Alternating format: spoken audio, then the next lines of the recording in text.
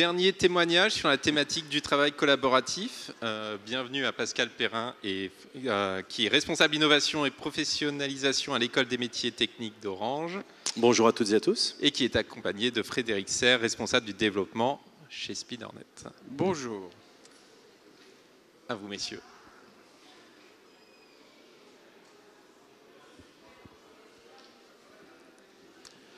Waouh, quel plaisir de partager avec vous la dernière histoire de cette formidable journée. Alors cette histoire s'appuie sur un constat,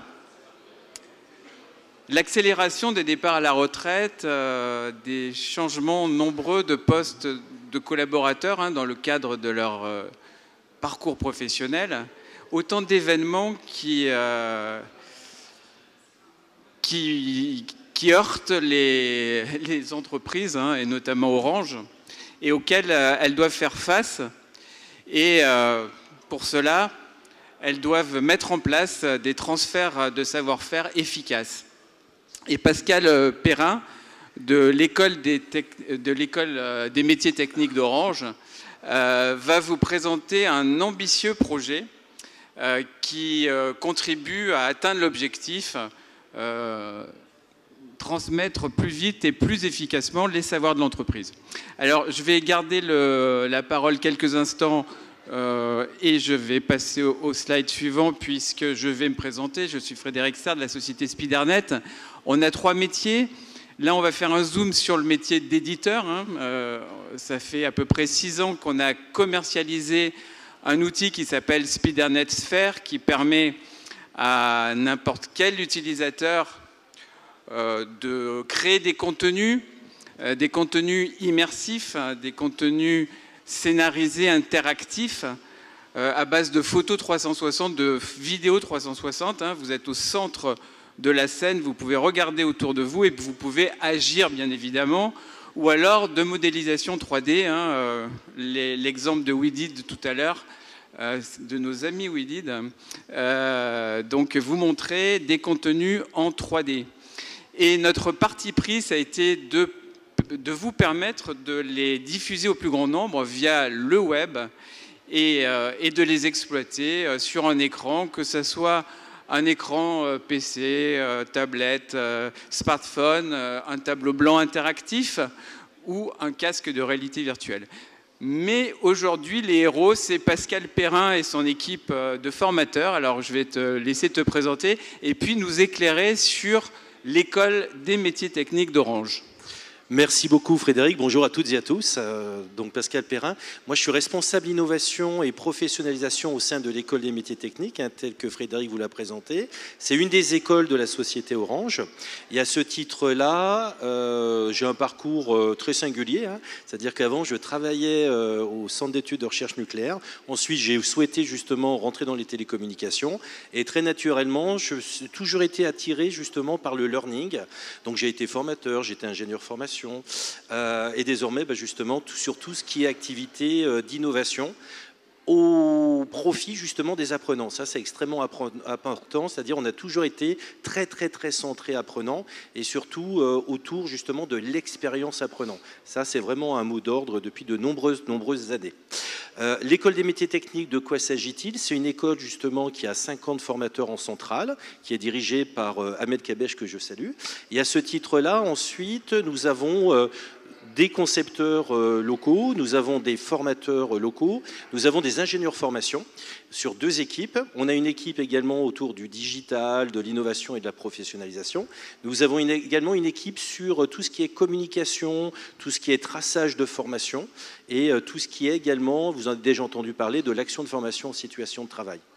Grosso modo, l'école, si vous devez retenir ce qu'elle fait, elle forme les techniciens, les ingénieurs à tout ce qui est 5G par exemple, à tout ce qui est également sur la fibre optique, tout ce qui va être sur le réseau, la sécurité des réseaux, etc., etc. On couvre non pas un métier, mais on couvre à peu près 60 métiers. Donc imaginez le nombre de compétences qui vaillent justement fournir sur un plan de formation d'une année, sachant qu'on a un public de 35 000 utilisateurs. Dans un groupe de 170 000, on travaille en local, en transverse et de temps à autre en international. Donc une très belle école pour justement échanger ensemble là-dessus. Eh bien, écoute, c'est parfait. Hein. Nous connaissons le contexte, on connaît le décor, on connaît les personnages. Alors, tu vas nous parler du projet ?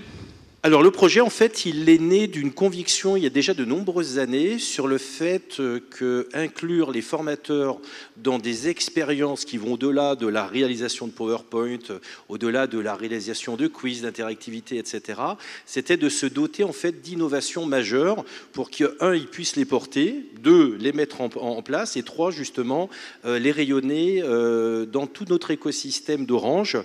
Donc nous avons mis en place en fait la réalité augmentée il y a quelques années déjà, et ensuite on s'est dit c'est l'occasion de passer sur la partie VR. Alors je vais juste t'interrompre quelques secondes. On va redonner quand même la définition de la réalité augmentée, de la réalité virtuelle. On en a parlé au tout début avec les casques. Et en fait, c'est vrai que nous, on baigne dedans. Alors autant redonner la définition très rapide. On va parler de réalité augmentée quand on va superposer à la réalité des éléments numériques qui seront mis à jour en direct. Imaginons un technicien qui est sur sa machine et il aura, au travers de ses lunettes, des informations contextuelles qui vont lui permettre de mieux utiliser la machine, de la maintenir. Ça, c'est la réalité augmentée. La réalité virtuelle, ça offre à l'individu, à l'apprenant, une simulation interactive dans un monde qui est créé numériquement. Donc vous allez pouvoir transporter votre apprenant dans un lieu qui n'est pas le sien à l'instant où il va vivre l'expérience. Et c'est de réalité virtuelle qu'on va parler sur le projet de Pascal. Voilà. Sur la partie VR, ce qu'il faut surtout retenir, c'est que nous avons attaqué il y a 1 an et demi. À partir de là, les équipements et les plateformes étaient enfin matures pour que moi, formateur, moi, expert métier, je puisse désormais travailler depuis l'outil auteur. Et ça, c'est une véritable révolution. Dans le passé, lorsqu'on développait de la réalité augmentée, on ne pouvait pas. On était obligé de créer des cahiers des charges, nous étions obligés ensuite de monter des équipes et qui venaient se nourrir, en fait, dans un mécanisme de pilotage somme toute traditionnel, la réalisation du produit de bout en bout. Avec la VR, on est sur une autre expérience. Avec la VR, l'outil est à disposition justement des formatrices et des formateurs, des conceptrices et des concepteurs. Et à partir de là, cette plateforme de créativité doit nourrir une ambition, celle justement de former sur les contenus dont j'enseigne. Ce qui a été intéressant, c'est que sur ce sujet-là, on a décidé non pas de garder la technologie en école centrale, mais surtout de la ramener dans les unités, là où justement les gens travaillent en situation. Et ça, c'est justement tout le nerf du projet qui consiste à responsabiliser en fait nos formateurs qui sont dans les régions. Nous en avons 450 et sur lequel on leur dit on va vous outiller d'une technologie et d'une expérience. Et ça va être à vous de développer justement des produits. Ce qui est intéressant, c'est qu'on se réunit très régulièrement, c'est-à-dire 1 fois par mois, et on regarde les avancées et on regarde les créativités. En termes de consignes, c'est très simple. On vous dote d'une technologie. Cette technologie, de quoi s'agit-il ? Premièrement, il nous faut une caméra. Donc une caméra, je dirais 360, de façon traditionnelle, peu importe les marques. Donc une caméra qui, en termes d'expérience utilisateur, arrive tout simplement chez le formateur. Alors nous, on a commencé pendant le confinement, ce qui veut dire que nos formateurs ont reçu ça chez eux. Donc ils ont reçu justement ces caméras, acte 1. Donc du coup, comment ça fonctionne ? Je découvre, je déballe, je commence à regarder comment ça fonctionne. Très rapidement, nous avons formé les collaborateurs, les équipes sur l'utilisation de cette caméra. Première expérience, je suis capable de capter autour de moi l'expérience que je souhaite. Deuxième expérience, un logiciel, donc c'est un logiciel VR, outil auteur, qui permet à ce titre-là de venir tout simplement mettre en musique tout ce que nous avons capté. Pareil, nous avons accompagné justement les collaborateurs à se former sur le sujet. Et troisième point, une fois qu'on a réalisé justement et compris comment ça fonctionne, donc réalisé les premières expériences, il eût été intéressant de travailler en équipe. Donc à partir de là, travailler ensemble, coopérer et de mettre en place justement des équipes qui avaient des projets communs, des ambitions communes, sur lesquelles du coup on leur apportait une plus-value plutôt de facilitation. On est vraiment sur un exercice de facilitation. Alors, on a parlé des moyens. Comment s'est déroulé ce projet, hein? Ça fait à peu près 1 an qu'il a débuté. Alors ce projet, il a commencé il y a très exactement 1 an, voilà, sur lequel on a tout simplement proposé dans une communauté d'apprentissage l'usage de la réalité virtuelle avec des outils auteurs.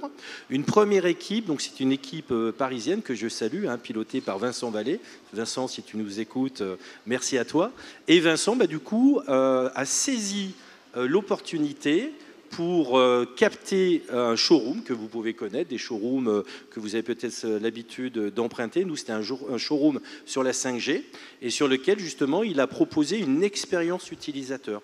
Donc, avec son équipe, première application que je développe, je retranscris un showroom de la réalité classique en réalité virtuelle pour faire vivre l'expérience au plus grand nombre. Et ça, on l'a fait pendant le confinement. C'est ça qui est intéressant, c'est-à-dire que les collègues, tout de suite, ils ont pigé que c'était hyper important, puisque les gens ne pouvaient plus se déplacer, que de capter ce monde, ramener dans une virtualité, en immersif, pour justement faire vivre l'expérience et passer des messages.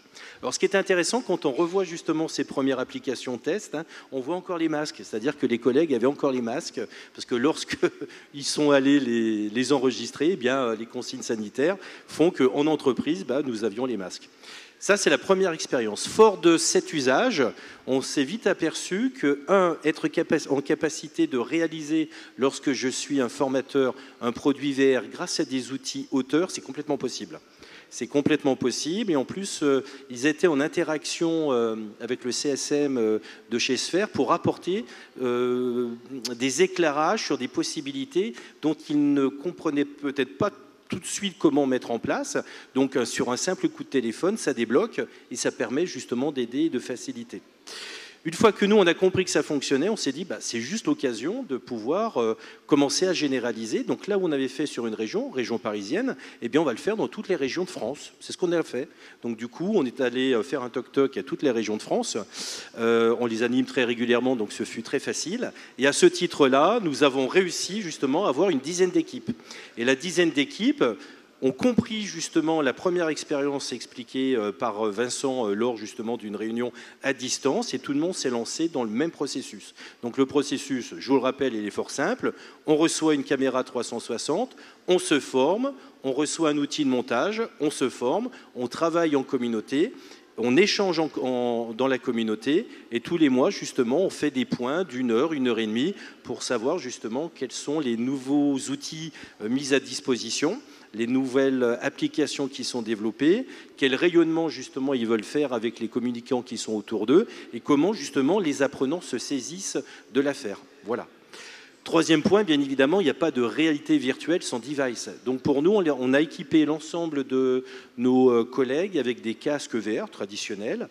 Et également, il faut savoir que l'expérience de la réalité virtuelle fonctionne également sur des PC. Donc ça, c'est extrêmement important. C'est-à-dire là où on ne pouvait pas équiper forcément tout le monde en casque virtuel, tout le monde a désormais des PC, donc on pouvait vivre la même expérience sur le PC. Voilà justement comment ça a démarré.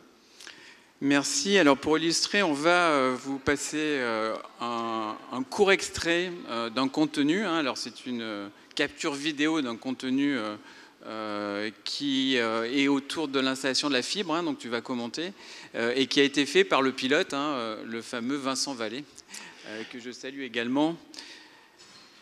Alors, là, c'est une application qui est développée pour prendre conscience que lorsqu'il pleut, partout en France, ce que vous voyez ici est inondé. Voilà, ça se trouve en fait dans des chambres, c'est-à-dire sous les routes, et on a des techniciens et des techniciennes d'Orange justement qui viennent manipuler tous les câbles et justement tout le matériel qui est dedans. Donc là, ça c'est une situation qui est très intéressante puisqu'en fait il y a 3 plans. Il y a un plan, vous allez vite le voir, où il y a une voiture qui passe à proximité. Voilà, ça c'est fait. Donc on voit qu'il y a des plots. Donc ce qui est intéressant, c'est que sur la scène captée en réalité ici et remise en réalité virtuelle, on a ces consignes de sécurité à rappeler. Deuxième point important, là vous vous apercevez que les chambres sont inondées, donc on a un technicien qui, avant de rentrer dans les chambres, va venir tout simplement évacuer l'eau. Il y a 2 mètres d'eau des fois, donc on enlève toute l'eau. Voilà, tous les câbles sont étanches. Et une fois que nous rentrons dans lorsque nous rentrons justement dans ces souterrains, eh bien, l'idée, c'est de se dire, avant de rentrer dans ces souterrains, préparons-nous à l'intervention. Donc, grâce à la réalité virtuelle qui a été développée ici, vous avez vu, il y a plein de boîtiers dont on peut cliquer grâce à la réalité virtuelle et venir justement découvrir de quoi il s'agit. Donc, c'est une application 3 en 1.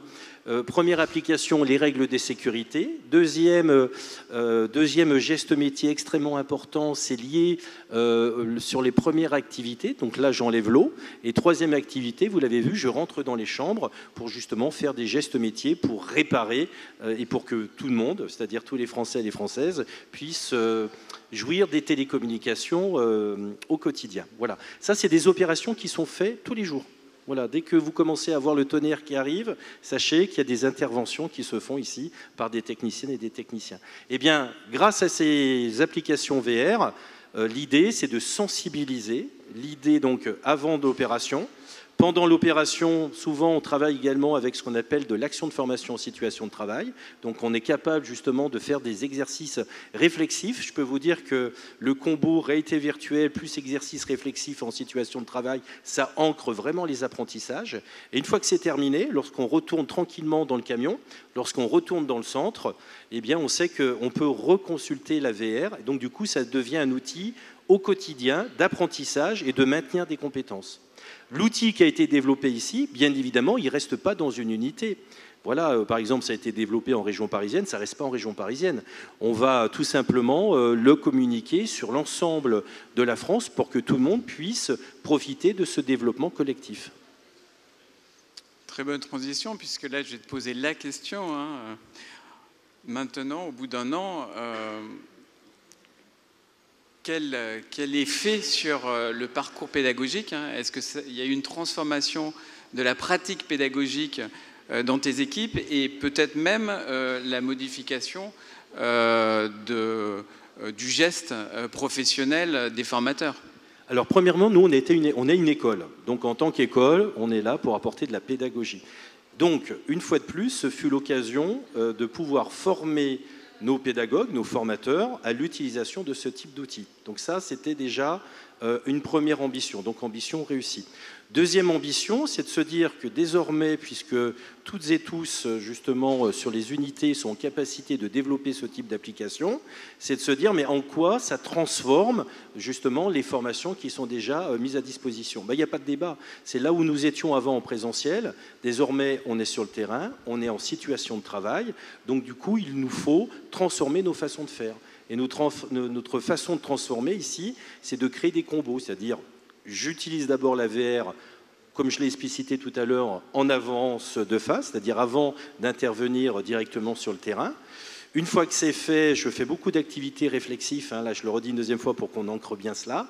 Et troisième fois, c'est-à-dire une fois que je rentre justement sur mon centre, dans mon unité de travail, eh bien, je peux reconsulter. Ça, c'est extrêmement important. C'est là la vraie transformation. La troisième chose que je voudrais dire et indiquer ici, c'est que ce sont les formateurs qui sont en local qui créent les applications. Ils n'attendent pas le national pour les créer. Le national met à disposition un écosystème. Et c'est véritablement nos formateurs locaux qui créent les activités, qui créent les applications, en regard justement des contenus. Et ces contenus, ils sont divers et variés, et surtout en résonance par rapport à leur activité d'enseignement et de formation au quotidien. Donc c'est bien nos collègues qui sont en local, qui transforment leur activité pédagogique, c'est-à-dire leur formation, qui fut un temps était en présentiel, et désormais justement adaptée à une réalité du terrain, celle que nous vivons de nos jours. Alors on va se projeter sur la suite, parce que si j'ai bien compris, il y a d'autres chapitres à écrire, ça sera peut-être l'objet d'une saison 2, et on sera peut-être là l'année prochaine, qui sait. Donc l'école va se projeter comment? Qu'est-ce qui reste à faire? Pour nous, on est sur une première année. Nous avons réalisé un POC, un test and learn. On s'est aperçu qu'il fallait le rayonner. On a équipé toutes nos régions justement de ces technologies. Et désormais, c'est passer à l'échelle. C'est comment je peux passer à l'échelle avec ce type de technologie. Ce qui est intéressant, c'est que pour passer à l'échelle, il faut surtout demander à nos formateurs comment vous allez faire. Qu'est-ce qu'ils nous disent? Ils nous disent, on a eu une première expérience, et ce que l'on souhaite maintenant, c'est améliorer la scénarisation. Donc encore être plus professionnel justement sur ce type de produit. Donc on va poursuivre justement et mettre en œuvre cet engagement, et poursuivre justement notre collaboration, notre coopération sur ce sujet. Surtout, et c'est ça que l'on souhaite ensuite faire, c'est ramener tous ces outillages dans des cadres légaux au sein d'Orange, c'est-à-dire en interfaçant avec un Learning Management System, un LMS, pour que l'ensemble soit tracé. Et là, l'écosystème sera complet. Merci. Alors, avant de passer aux questions-réponses, tu nous avais parlé, alors tu ne l'as pas cité, mais... Et oui, alors du coup... J'avais adoré la pollinisation. Déjà parce que ça apporte de la fraîcheur. Deuxièmement, il y a une certaine poésie. Alors c'est peut-être un clin d'œil à Tim Burton. Hein. La semaine prochaine, Tim Burton reçoit le Grand Prix du Festival Lumière à Lyon, sera présent à Lyon. Vous savez que Tim Burton, c'est quelqu'un alors déjà qui est très branché sur les jeux vidéo et il a un univers onirique. Bon, enfin là, je m'égare. En tous les cas, ce mot pollinisation, je pense qu'il résume vraiment... Le terme pollinisation, c'est vraiment l'image, on vient butiner de fleur en fleur, on vient butiner justement d'idée en idée, on ramène ça à la ruche. Nous, c'est vraiment l'idée, c'est qu'on va profiter encore de la saison 2 pour polliniser. C'est vraiment l'expérience que l'on souhaite. Et ça ne pourra marcher que si l'ensemble des équipes rayonnent la technologie auprès de leurs pairs. C'est là que nous aurons véritablement réussi. Voilà, je pense qu'on est à 20 minutes à peu près. C'est parfait. C'est parfait. Merci beaucoup.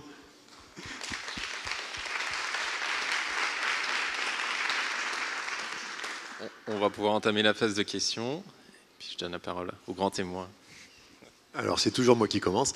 Merci beaucoup, très intéressant cette idée de combinaison d'une solution avec effectivement aussi de la réalité physique, avec avant, après, pendant, la réflexivité, etc. Enfin, et j'ai une question un peu classique par rapport à ça, c'est-à-dire après un an d'expérience, comment est-ce qu'on peut évaluer soit le gain de temps gagné en simulation physique et soit son efficacité auprès évidemment des participants, mais aussi auprès des formateurs, c'est-à-dire leur capacité du coup à imaginer des scénarios pédagogiques autour de ces technologies de façon peut-être plus rapide, plus innovante. C'est quoi un peu les indicateurs qui montrent qu'il y a un vrai retour sur investissement en fait? L'appétence. Lorsqu'on nous sommes dans les animations, on s'aperçoit qu'il y a une véritable appétence. Ensuite, l'utilisation. Nous réalisons justement des applications et on fait tester directement avec nos apprenants. Ça, ce sont déjà de très beaux indicateurs. Et ensuite, l'envie de poursuivre. Ça, c'est rarement sur tous les projets. Voilà, et ça, pour nous, c'est extrêmement gratifiant. Et c'est ce qui fait que nous allons poursuivre. Ensuite, comme nous, on est une boîte très, très innovante, la 5G, la fibre optique, etc., leur confier des projets dans le développement où ça soit extrêmement innovant a été pour eux une reconnaissance, une valorisation. Ils se sont dit, nous, mine de rien, fonction formation, on est extrêmement valorisé en utilisant ce type d'application et surtout, on nous fait confiance. On nous fait confiance, on est au cœur justement de faire confiance, et c'est le triangle tout à l'heure de la capacité, du capacitif qui était exprimé, c'est je peux, je veux, et je veux, vraiment, c'est là-dessus. Donc on reprend ces grands fondamentaux et qui sont mis justement en exergue et en avance. Voilà. Est-ce que vous managez la solution au niveau global ou est-ce que vous laissez les users fabriquer dans leur coin avec le risque qu'à la fin, il y ait des overlaps sur différents sujets et différentes thématiques? Alors, on favorise qu'il y ait une diversité, parce que si tout le monde fait la même application, on serait un petit peu embêté. Donc la seule chose que l'on vérifie, c'est que si nous avons des collègues formateurs locaux, occasionnels qui, à partir de là, ont décidé de réaliser une application, par exemple sur la 5G, eh bien, on va dire que la 5G sera faite par telle équipe. Voilà, c'est vraiment ce que nous vérifions, c'est-à-dire le fil à couper le beurre, il est inventé quelque part, ça ne sert à rien de le réinventer ailleurs. Donc c'est véritablement justement ce que nous manageons. Ce que nous manageons, c'est que la solution fonctionne, que ça descende bien dans les casques, que les licences soient bien opérationnelles. Bref, toute la complexité, on la garde de notre côté. Tout ce qui est problème de financement, on le garde de notre côté. Et si on a besoin d'avoir un casque ou deux, on les envoie. Donc ça, effectivement, c'est justement nos principes de management. On est favorisant. Est-ce qu'il y a d'autres questions? Oui.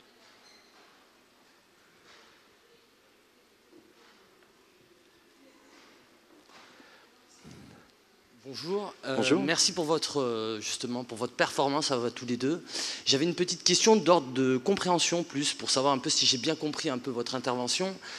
Donc d'abord il y a la VR qui on reçoit directement la VR chez nous avant l'intervention, après il y a une activité réflexive et juste après il y a un retour dans l'unité de travail où on peut reconsulter, c'est ça?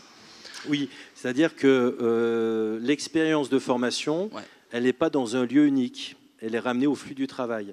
C'est ce que j'appelle en fait se former en situation de travail. Comme le cadre de légal a changé, donc fin 2018 avec au 1er janvier 2019, l'action de formation en situation de travail a été légalisée dans les entreprises en France. Donc du coup, nous, ce qu'on fait, on crée des combos. Combos, c'est-à-dire on met tout simplement 2 solutions en œuvre pour bien apprendre, retenir et se former. Donc première opération, c'est utiliser la VR, tel qu'on vous l'a expliqué. Et ensuite, on la combine avec des activités accompagnées de réflexivité pour vérifier justement si ça a bien été compris, d'observation et surtout après des entretiens pour faire grandir encore l'apprenant. C'est vraiment cette notion-là que l'on veut faire. Et est-ce qu'il y a du coup une part de créativité de la part du ou des formateurs? Alors, la créativité, elle s'exprime au travers de la plateforme. Comme ce sont des outils extrêmement puissants, je capte avec une caméra, je fais descendre l'ensemble des images dans la plateforme qui a 6 ans d'expérience désormais. Je peux nourrir très rapidement les interactions. Donc, je passe d'un plan à l'autre, je crée un lien qui me permet de passer d'un plan à l'autre. Je peux rajouter justement du texte, etc. La créativité est de facto dans la plateforme. D'accord. Donc, il y a énormément de créativité. Et c'est pour ça qu'on a été séduit, oui. Merci. Et pour compléter par rapport à la créativité, ce qui est intéressant, ce que tu disais tout à l'heure dans la projection, par exemple, ça va être d'aller plus loin dans la scénarisation. C'est-à-dire, au bout d'un an, s'être approprié l'outil et pouvoir aller beaucoup plus loin. Donc là, ça va favoriser la créativité. Il y a une question au dernier rang.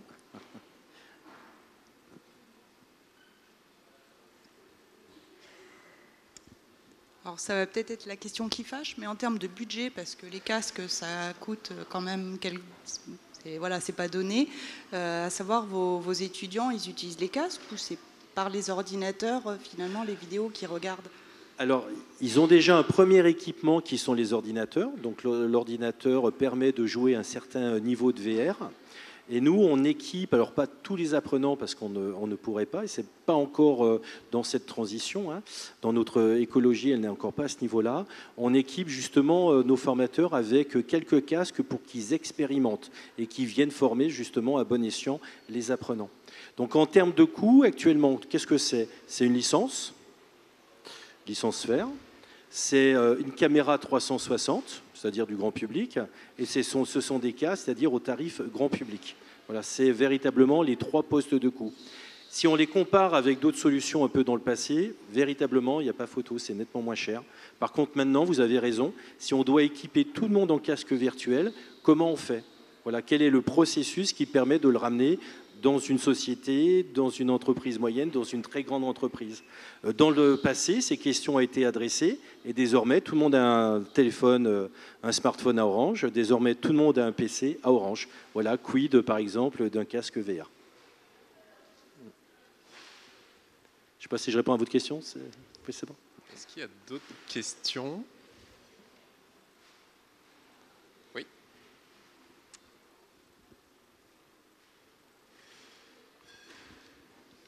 Comment anticipez-vous l'arrivée des nouveaux devices, ceux qui vont venir faire passer le monde de la réalité virtuelle dans la dimension de l'AFEST avec la réalité augmentée et avec sans doute le prochain device d'Apple. Oui, alors ça, dans les différents salons que je vois, je m'aperçois que le digital évolue énormément. Et c'est pour ça que désormais, je dis, on a un casque VR, et je ne cite plus de marque. J'ai arrêté, parce que en 1 an et demi, j'ai dû voir un nombre de marques juste affolant. Voilà, donc ça, on a arrêté. On dit, tout simplement, c'est un casque VR. Et on le sait, il y a des évolutions de casques VR. Ce qui est intéressant dans les casques VR, c'est que ce qui manquait, et ce qu'on disait manquer, et qui était un petit peu gênant pour nous, commence à apparaître. Donc, avec les nouveautés qui arrivent, on s'aperçoit que les usages, les fonctionnalités qui manquaient commencent à arriver. Donc, pour nous, c'est que du plus. C'est intéressant que les produits évoluent. Voilà, donc du coup, ramener à l'action de formation en situation de travail avec ce type de solution, on aura besoin d'outillage qui permet de tracer la FEST, ça c'est évident. Sur tout ce qui est évolution ensuite d'autres matériels, c'est pareil, ça va évoluer. Mais pour nous, on aura toujours besoin de caméras. Peut-être qu'un jour, nos smartphones feront caméra et que ça simplifiera les dispositifs. On aura toujours besoin d'une plateforme justement de créativité, de montage pour aboutir à la réalisation en fait d'applications VR. Et on aura toujours besoin de les distribuer dans des casques. Ça, c'est important. Est-ce qu'on a une dernière question? Oui.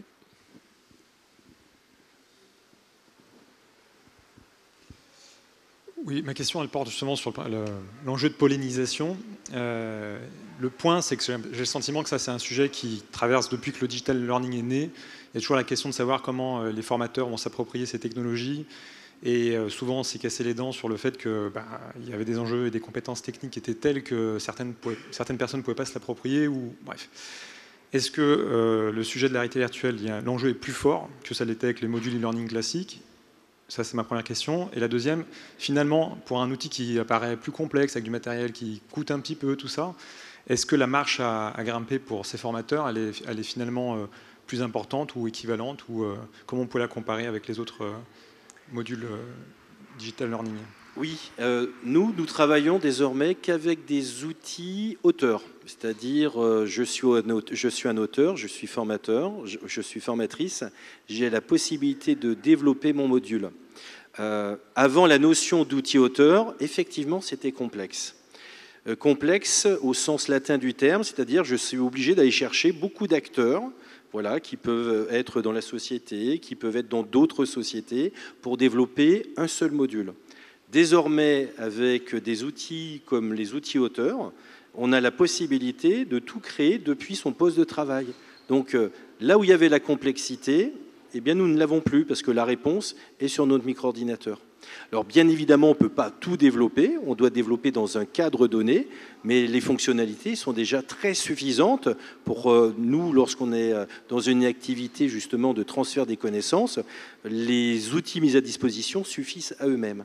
Ce qui serait intéressant d'observer et de regarder, c'est quelle va être l'évolution de nos produits en regard des apprentissages que nos collègues ont eus déjà sur 1 an. Ça va être extrêmement engageant. Voilà. Et là, peut-être qu'effectivement, on aura besoin de se former sur des outils complémentaires, sur des démarches complémentaires, augmenter la scénarisation, comme Frédéric l'a indiqué tout à l'heure. Voilà. Mais côté complexité, il y en a moins. C'est ça l'avantage énorme. C'est que désormais, avec ce type de produit, il n'y a plus de complexité. Ça paraît naturel que de capter un environnement, de le faire descendre dans un logiciel, de le travailler, d'en développer une application VR. Voilà. Alors pour illustrer, mardi prochain, on a un webinaire de découverte sphère. Donc pour s'inscrire, c'est sur notre site où vous venez me voir. Hein. Le site, c'est Spidernet Sphère. Et jeudi, c'est un webinaire thématique. C'est intéressant parce que c'est l'appropriation de l'outil par des étudiants. Donc là, ça montre qu'effectivement, il n'y a pas forcément une complexité pour utiliser. Hein. Donc ceux qui sont intéressés, mardi, jeudi, 2 webinaires proposés.